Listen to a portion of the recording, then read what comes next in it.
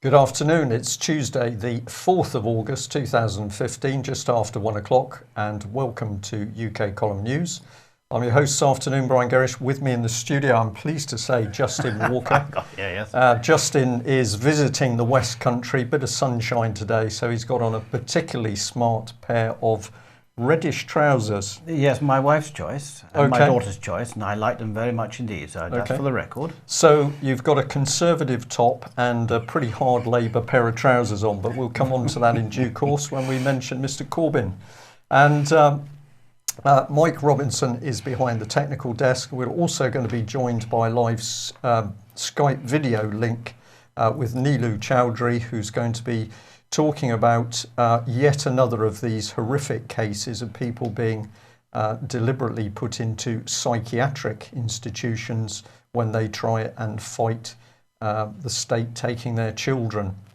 Well, I've given a little bit of the weather already. It's quite nice and sunny down here in Devon. It's pretty wet in Rhondda. Norfolk's not giving me any comment at all. So I'm going to say variable across UK. Hope we've got that right. I believe it's very wet in the Yorkshire Dales too, so I'm not missing it. Okay, it's August, it's summer. We should expect a general mix of weather. Well, we're going to kick off today with the BBC, because of course we might expect the BBC to be very big on the fact that it's alleged, I think is the best way to put this, it is alleged that the Metropolitan Police are investigating Edward Heath over child abuse. Just emphasise this point. Fresh from failing to investigate a range of abuse cases, the Met bigs up Met claims to be investigating Ted Heath. We've heard this time and time again from the Metropolitan Police that they are supposedly investigating child abuse. We see no results, but now we've got the opportunity to get back into Ted Heath. Now, some people would say this is just to try and say that all abuse is historic. Well, that may be true, but of course Ted Heath is the key to the child abuse at the establishment political level, and it starts to get into some extremely interesting and very dark areas where foreign powers were controlling senior British politicians by the blackmail abuse of children. Now, we've got to watch the time today, Justin, but do you want any comments on that? I'm just going to say I've known about Ted Heath's antics for something like 15, 20 years since the rumours started coming out, so it's taken an awful long time for the police to wake up to something wrong. And indeed, our intelligence services, who we are led to believe knew nothing about this at all. This is the thing to come back with. We're paying millions of pounds for British secret services, special branch, SO19, all of these organisations supposedly to protect the country, but no, they simply didn't know anything was going on. Can't be true.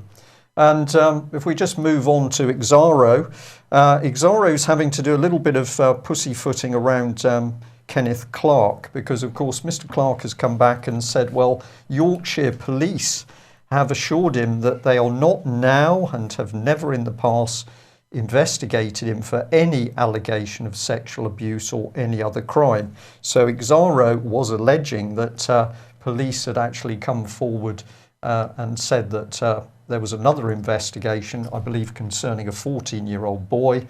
This was mentioned in some of the pre-discussion for Ben Fellowes' trial. But a spokeslady for Kenneth Clarke is now saying, well, this is clearly not true because South Yorkshire Police have assured Mr Clarke. Exaro is countering by saying that when they've asked South Yorkshire Police for clarification, they've actually said they can neither confirm nor deny that they are carrying out any investigations. So what would we say? I think we would say, what a wonderful smokescreen of obfuscation. But clearly we're watching two variations of the law in Britain. We've got the law for ordinary people, and clearly we've got another type of law for those who are in positions of power and influence. But we were reminded by a viewer this morning that, of course, it was The Sun that was originally saying, well, we need to have a look into Jimmy Savile because he was given the keys to Broadmoor under the reign of Ken Clarke. Now, what's interesting, of course, is the BBC is certainly not delving into that line of inquiry. They would prefer to go down Ted Heath. Pretty sad state of affairs, Justin, isn't it?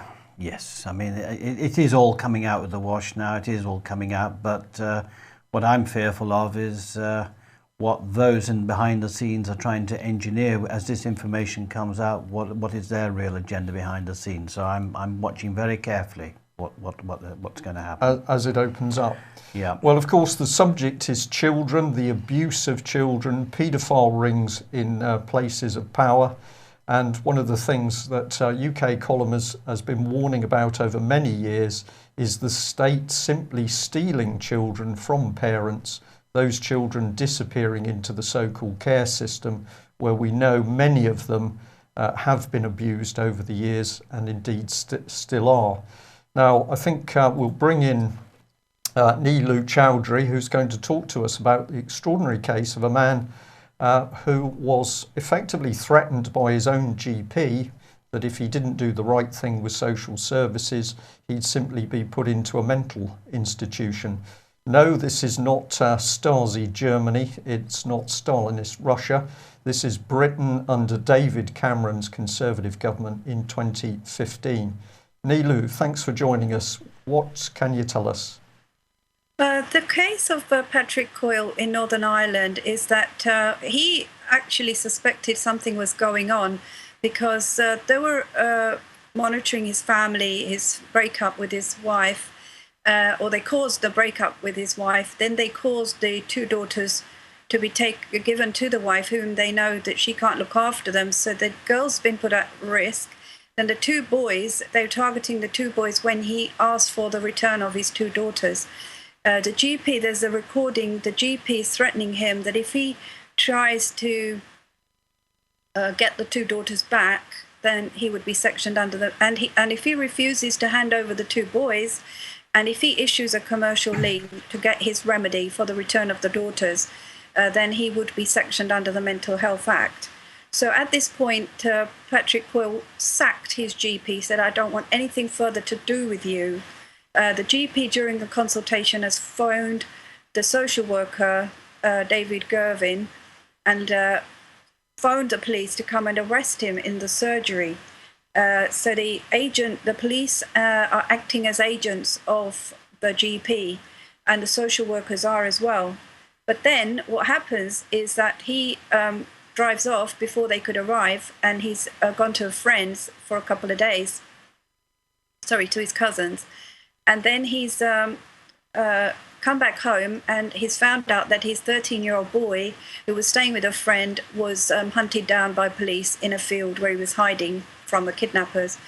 And then the police surrounded his house, Patrick Coyle's house, for 5 hours in about 20 police cars, he said, terrorizing the 7-year-old. Now, the 7-year-old was in the doctor's surgery whilst the GP was threatening him and making him feel like an animal. And now, so the police have put the 13-year-old and the 7-year-old into care. They've put Patrick Coyle in a mental health hospital at Silverwood, part of the Southern Health and Social Care Trust in South Tyrone. And he's been admitted to the mental health hospital. As the consultant of the trust who saw him said she could see no mental health issues on him, but she was following orders. So the same GP that Patrick Coyle had sacked, GP Peter Sabharwal, that's Sabherwal, he came and admitted him whilst being sacked. So Patrick Coyle has done the commercial lien, and that's gone out to the hospital. Mental health director Francis Rice. There's been communication with the Secretary of State for Northern Ireland, that is Theresa Villiers, this morning, and to try to get the remedy of the return of Patrick Coyle home with his 4 children. He has left the door open for his wife, who has a spending addiction problem, so that he can be a family, can have the proper support for her and be a family again. He's worried for his life. He thinks they're trying to kill him. They've tried to sneak psychotic medication, and they've tried to label him with paranoid schizophrenia. So it's a common story. He said he's met other people on the ward who've got in the same scenario. He doesn't believe that he's going to, they got any intention of discharging him normally. They tried to give him the drugs to take home yesterday. They're playing with him, saying, we're going to let you go home. Then they changed their mind.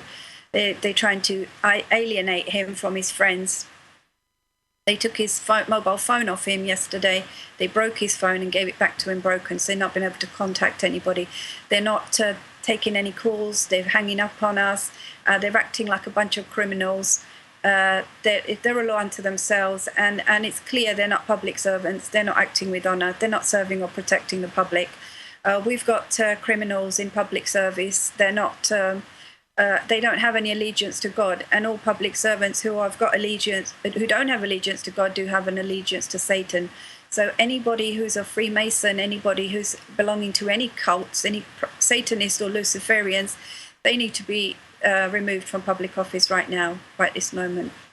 And Nilu, this is an horrific story, one which the UK column has heard this type of story before. I can simply reel off some names. We had the case of Emma in Cornwall, who reported paedophile activity around a primary school. She was put into a psychiatric unit. They were threatening to forcibly medicate her. We've got another lady called Sue. She's actually in another psychiatric unit at the moment. So that's 3 times that she's been put in a psychiatric unit. What was her crime to try and defend her daughter against paedophile grooming? Anne Gregg, mother of Holly Gregg, of course, was drugged unconscious and then woke up to find herself in a psychiatric unit shortly after she had blown the whistle on the abuse of Holly Gregg. And we had another mother herself called Holly in Oxford who tried to protect her daughter from abuse from abusive members of the family. Social services turned on that mother, and Holly was put into a psychiatric unit in Oxford. So this appears now to be a common tactic in Britain of 2015. I remember this very well. This was part of what military people were briefed about in the 70s and 80s, because of course this was the darkest, deepest secrets, you'll remember this, Justin, yes, of the Soviet Union, the East Gulag. Germany, yeah. And the Gulag was a mixture of prisons, internment camps, political camps, and of course the psychiatric hospitals. And here we are in David Cameron's Conservative Britain in 2015, and you are describing yet another case of people within the state apparatus simply dragging people into psychiatric units. Can I just ask, how much support have you got for this gentleman at the moment, and how successful have you been in publicising his plight at the moment? We've done quite a few radio shows on freedomtalkradio.co.uk with Andy Peacher. He's inviting volunteers, hosts, guests to become involved with similar cases and to do their own radio shows. We're working with a group in America. They're recruiting judges. That website is www.4cd.org. And then there's the itnj.org, and those are the American organisations. They've got a branch in the UK. They've got ITNJ, committee.org. They're training people to become sheriffs. We've got nationallibetyalliance.org. But that's just kind of for the global education of people to assume that the authorities as their own sheriffs and judges and peace officers and these groups, the teams, rescue teams, are going to have to rescue these children who've been kidnapped into these satanic cults. They're trafficking these children through the care system, which we know are big prostitution, pornography, and paedophile industries. We know that. They're doing this because the corporations, they think they're above the law. They think it's because profit, that they think profit goes above honour and their oaths to serve and protect. So that's why the commercial lien process, it ceases and desists, ceases their trading, seizes their assets, and informs their insurance companies that there are the public liability claims on their insurance companies in the sum of £100 million in the case of Patrick Coyle, for each of his kids and for himself. So the insurance company are going to have to pay out, and it's only when you talk money that they understand what where you're coming from, and then they listen. But otherwise, there is no public service. The whole public service in the UK is being run by satanic cults. They have no allegiance to God. They have no allegiance to serve and protect the public. Right. Nilu, thank you very much for that. We have done some interviews with you in the past, which are becoming, the time is right, I think, for us to be broadcasting some of those. And I know that you're doing some fantastic work to do with the abuse of children and how it's operating the public sector. We'd love to have you back on UK Column for a full session, because I know you can tell us a lot. But if we'll just end there on that note, because that dovetails in extremely well with the rest of our news today, and we'll invite you to comment on some of the articles from here on. So stay with us if you can.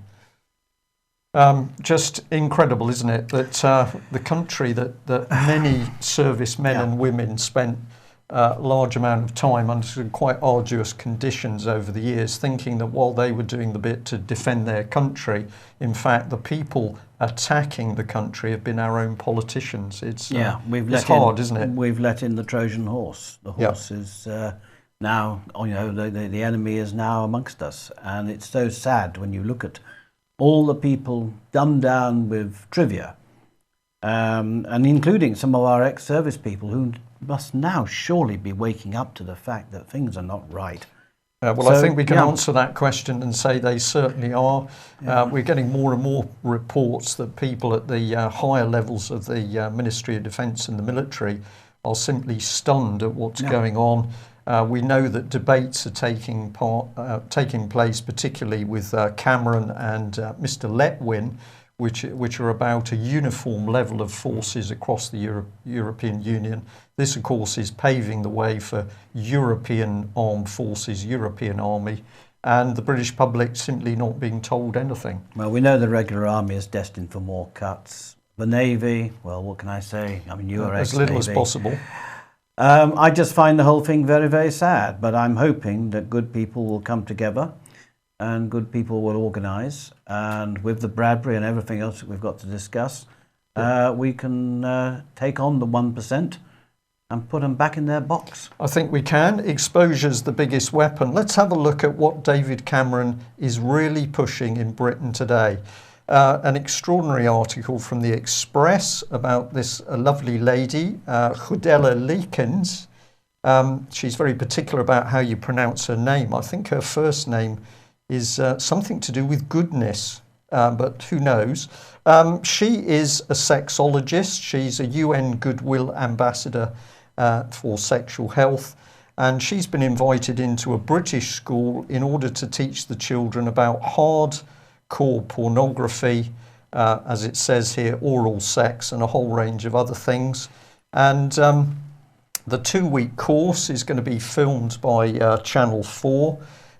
It's going to be broadcast as Sex in the Class, and the 15 and 16-year-old boys and girls are going to be undertaking homework. For example, the boys are asked to make a work of art out of female genitalia, while the girls are told to examine themselves with a handheld mirror. Several schoolboys in the class make shocking confessions to the camera about how much pornography they watch and detail the explicit nature of many of the scenes. Yes, this is absolutely real. Yes, this is happening. And this woman, whose only qualifications are she apparently used to be a beauty queen, clearly that's faded, has now become an expert on sex, and she is sexualising British children. Can it get worse? Well, of course it can, because the school is actively promoting this. Here's head teacher Steve Campbell. It's the Hollins Technology College. Just to make sure we know exactly what's coming, The Accrington Observer had this to say: the show will see a classroom of 15 to 16-year-old pupils tackling everything from hardcore pornography to sexual pleasure, and throughout the course of the programme, viewers will see how the pupils and their parents react, how the pupils fare in their exams in the course, and if Hudella will manage to get a message about sex education across. Well, do have a look at this woman. I just went for a quick look on her Twitter page, and of course here she is boasting about the fact she's now got a television show coming up. But let's remember this man. He is Graham Stewart, MP, Chair of the Commons Education Committee. He's all for this. He's met her, he's had a debate with her, and he quipped, "Have I just shaken hands to be an advocate for sexual pleasure?" So where is this revolting stuff coming from? Well, of course, it's coming with the approval of David Cameron's Conservative government. So we'd just like to say once again, the only sensible thing for people to do if you want to sexualise and ultimately abuse your own children is to vote Conservative. Justin, what can you say when you see this sort of stuff? I mean, what can you say? I'm lost for words, and I'm not usually one easily lost for words. It's just in your face now. Everywhere you look, their agenda is in our faces, and they're going flat out for it. I'm just disgusted by it. I mean, there's no attempt to hide it, is there? There isn't, and I'm just looking at the state of that MP. I mean, he doesn't quite look to me to be the sharpest pin in the box, or whatever the phrase is. Well, you could also say something about the smile. The smile. I mean, idiotic, always cross between the village idiot and something quite sinister. But anyway, that's. Yeah, but this is David Cameron, and of course Michael Gove we had as the Education Secretary. Yeah, well, I was just going to say, something you said there was quite interesting. We get the opportunity to watch, to see the reaction of the children and the parents to this stuff.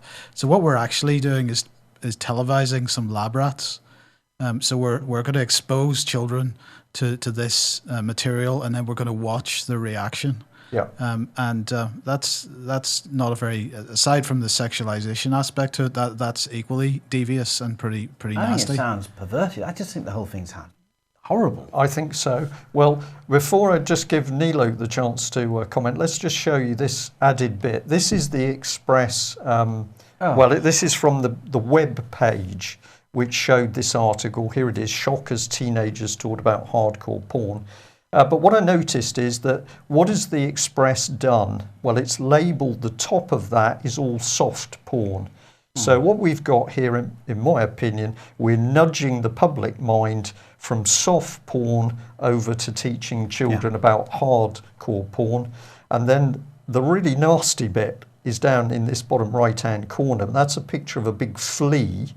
And what the article is saying is that the immigrants coming into this country are all dirty flea carriers. Yeah. This is the crude propaganda that was put out by the Nazi Party. Never mind whether these people should or should not be coming into the country. We are labelling them as dirty, flea-ridden individuals. This is vicious propaganda by the Express, sexualisation of Britain's children, and pointing at people, many of whom are fleeing poverty and distress, and these are flea carriers. Nilu, what's your comment on this? Brian, the mainstream media, their newspapers and their TV, they try to get consent by putting this stuff out, and if you don't object, you've acquiesced to it. So that then becomes policy.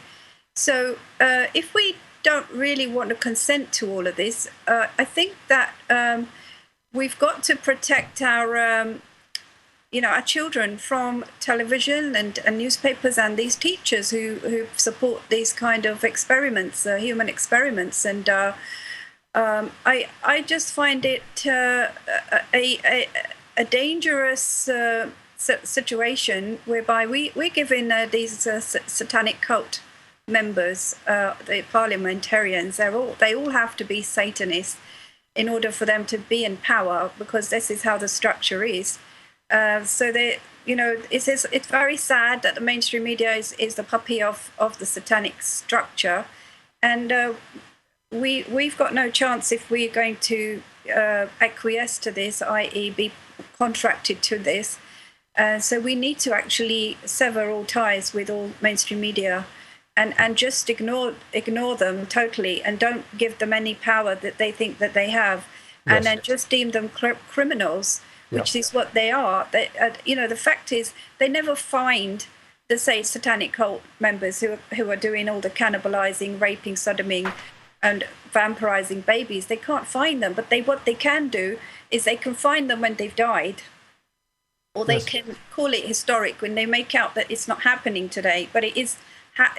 Millions of satanic cult members, they are eating babies, they're raping babies, they're doing that all the time, and the mainstream news is not interested in that. They're not interested in the reality of this parallel lines that we have.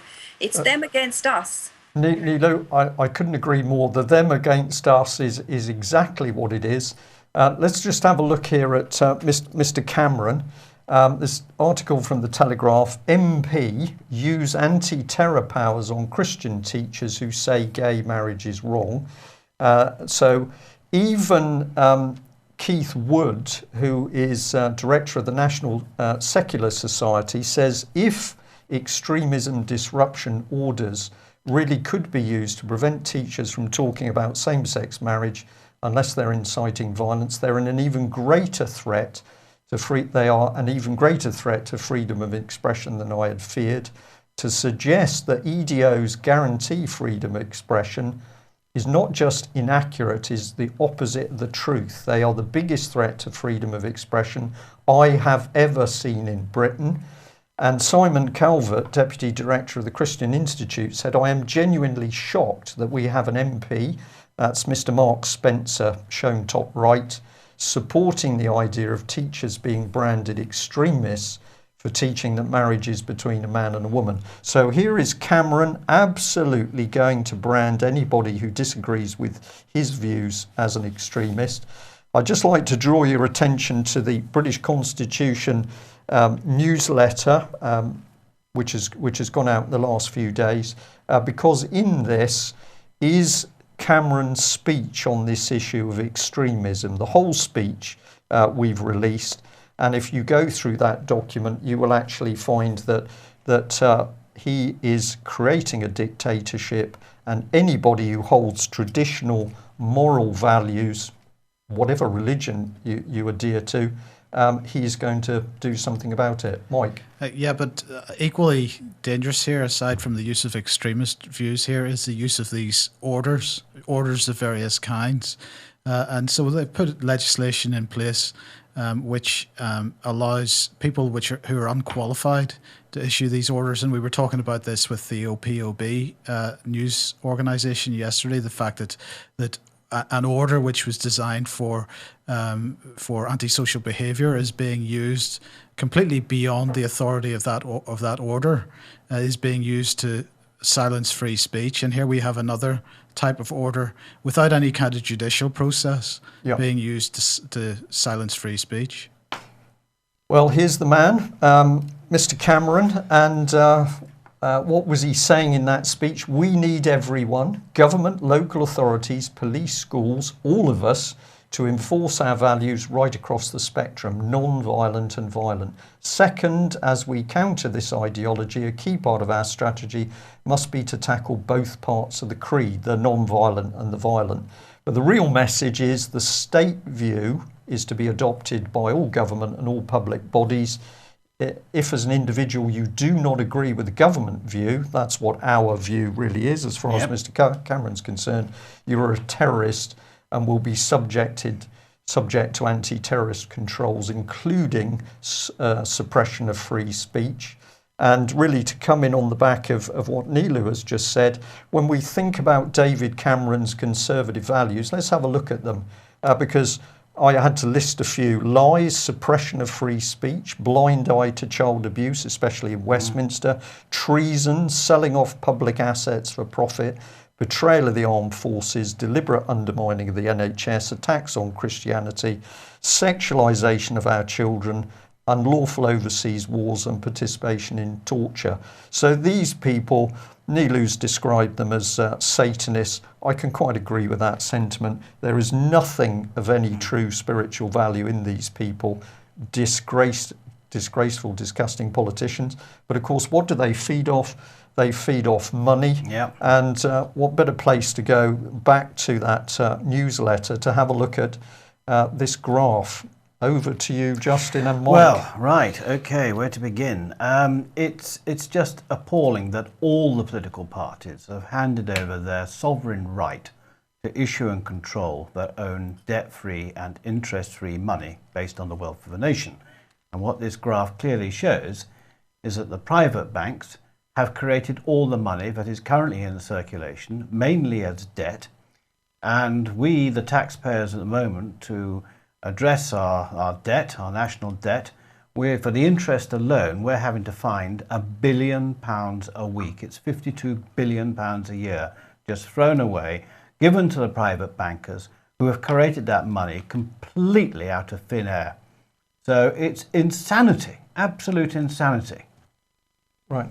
And if I just bring in the second graph there, Mike, if you pop that one back, this one's got cumulative monthly public spending. So what we're just seeing is that we are being told a complete pack of lies about austerity, which of course is driving every cutback going, complete pack of lies. And it's easily provable by the fact that it's the private banks controlling the money supply. Exactly. And it's been handed to them by the political parties, all of them, Lib Dem, Labour, Conservative, the lot of them. Right. Well, there's been quite a bit of discussion in the UK Column Office this morning about this gentleman, Mr. Corbyn. Mike, what's your thoughts on this gentleman at the moment? Well, as we said yesterday, he has quite a few questions to answer with regard to his potential covering up of child abuse in Islington, one of the real hotbeds of child abuse over the last 30, 40 years. He's been an MP there for many, many years. He is openly a supporter of splitting up the banks properly, which is a good thing. He's in principle openly a supporter of national credit because he signed the early day motion was it the year before last, Justin? That's right. I've got the text here, actually. I want to read it out to people. On the Bradbury Pound. Yeah. But in more recent days, he seems to be heading towards the positive money direction, which for us doesn't seem to be the right way to go. Right. Well, could I perhaps read that the early day motion 748, and I'll be very brief. And it was sponsored by Jeremy Corbyn, backed by Paul Flynn, Kelvin Hopkins, John McDonnell, and Austin Mitchell, who is no longer an MP. That this House notes that the 100th anniversary of the Bradbury Pound on the 7th of August 2014 is a welcome reminder of the historical precedent for public credit, what we call national credit, as the sound basis for debt and interest-free treasury money, and therefore the sound alternative to the national debt and interest-bearing bank money. Congratulates the Forum for Stable Currencies, that was an organisation that we are aware of, for having promoted the public credit since 2002, and urges HM Treasury to follow John Bradbury's model and address social, economic and political issues across party lines in one fell swoop and avoid wholly unnecessary austerity cuts. In other words, what he is supporting is the reintroduction of the Bradbury Pound as happened in 1914, because he recognises that austerity is nothing but a great big lie. And unfortunately, he's gone down the path of something called people's quantitative easing, which is something that has been put forward by Positive Money and Ben Dyson in particular. And it's very sad because I've had correspondence and communication with Ben Dyson, and he just refuses to look at the big picture concerning money supply throughout the world. And one organisation he will not look at is the Bank for International Settlements. And the Bank for International Settlements is a network of 60 central banks, including the Bank of England, including the Federal Reserve, and effectively controls 95% of the world's money supply. Now, it's a highly secretive organisation. You've heard me talk about this before. But But there it is, having its bi-monthly meetings. And one of the, obviously, Mark Carney, our governor of the Bank of England, is there. And would you believe that Dave Prentice, who is the General Secretary of Unison, with 1.3 million members, who is now actively supporting Jeremy Corbyn's bid to become the Labour leader. But here we have Dave Prentice, who is a Labour leader, is actually a director of the Bank of England. But is he privy to what's really going on? Because what's going on behind the scenes is you've got the Bank for International Settlements is controlled by the big banking families and effectively controlling 95% of the world's money supply in complete, utter secrecy. And here is Dave Prentice backing Jeremy Corbyn. I'm sorry, the whole thing is so complicated when it needn't be. So I've got real questions to ask about who's advising Jeremy, and I really hope Jeremy will and his campaign team will talk to us about the Bradbury so we can sort of straighten out these problems. Because trust me, at the way things are going at the moment, Jeremy is simply backing the system, and there's not going to be any real change to austerity.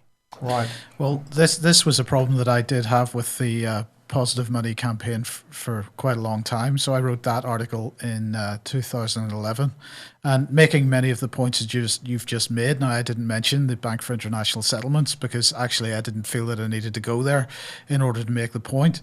I've made this point many times on this program, and I'll make it again now. The main point of this article is the fact that the Bank of England is effectively a privately run, because it has total independence, a privately run wholesale bank. It has many customers other than the government, and including other heads of state. We've no idea where their interests actually lie, whether there are any conflicts of interest when they make decisions that affect us in the day-to-day. Now, we've just put somebody in prison for 14 years for manipulating the interbank lending rate, LIBOR.